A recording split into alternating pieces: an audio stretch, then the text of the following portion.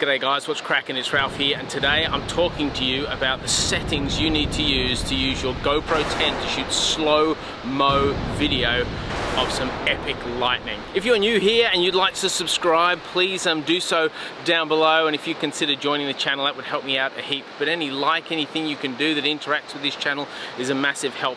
So let me talk you through some of the things you need to keep in mind when you use your GoPro 10. But it works with other GoPros to shoot slow motion lightning.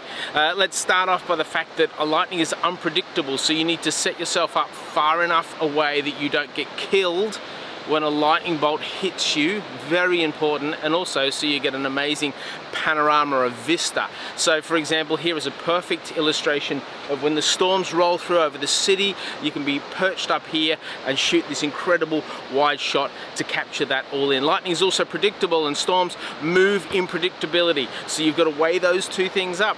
Where is the lightning going to strike? What's it usually going to hit? How do I need to position myself? You're looking for fork lightning, not sheet lightning. Sheet lightning is just when it's like a flash and it's useless. Fork lightning is that epic stuff you would have seen just here. And when you, often if you underexpose, often there's fork lightning in sheet lightning. So you can actually reduce the highlights in post, and it brings out the fork lightning, which is something to be really helpful for. Next, you need to, when you set up your GoPro, here's what I do.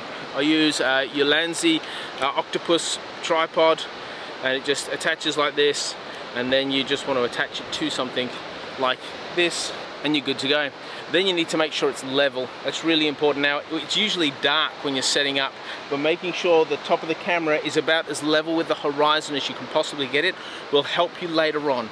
If it's skewed, you need to crop in to adjust it, and when you do that, you lose the fullness of the frame that you actually need when you're shooting lightning photography. So get it as level as possible, use a tripod mount, and now the moment you've all been waiting for, what are the settings that you should put into this camera?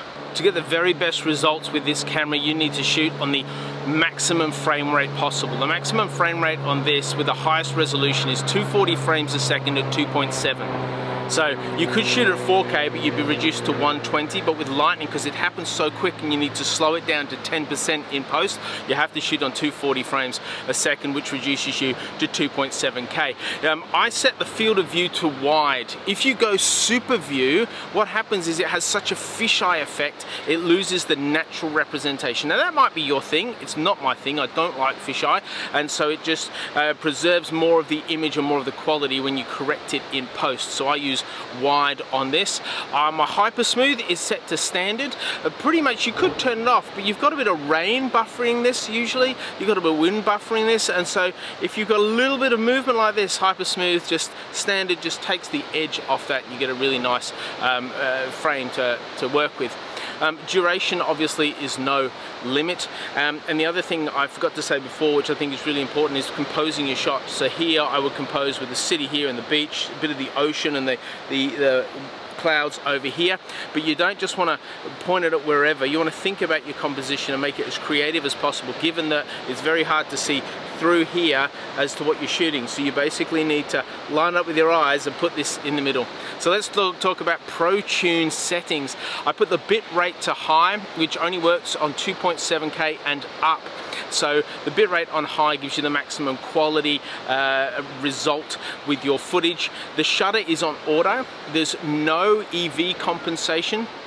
The white balance is at 5500 Kelvin, so 5500 Kelvin. That just gives us a realistic approach as possible. You can make it super warm, it would look weird. You can make it super cool, and the lightning might look great, but everything else would look a bit out of whack, because you've got to remember, when that lightning flashes, you're going from dark to super bright.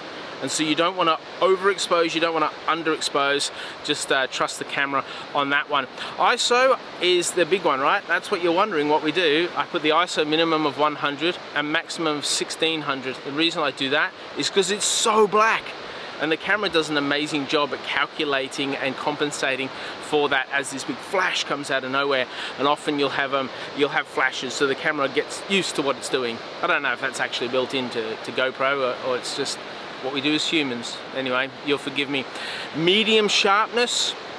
So medium sharpness, you don't want it too sharp, it looks fake, it doesn't look real, but you don't want not sharp at all. You want some, because of those forks, you want them just really crispy. And then natural color mode.